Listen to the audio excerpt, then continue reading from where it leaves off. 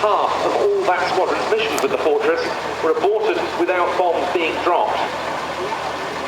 But that early combat experience, less than successful, spurred Boeing on to improve the design.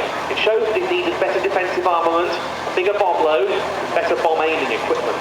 And the US Army Air Force would have all of those on its B-17s as deployed to the European theatre from 1942, beginning with the 97th Bomb Group that May.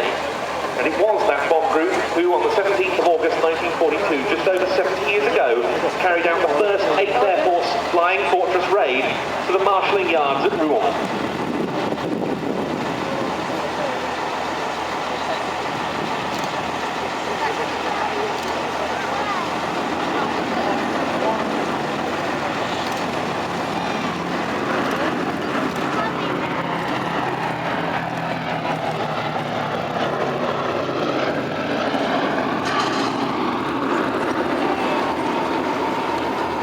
In spite of that early RAF experience,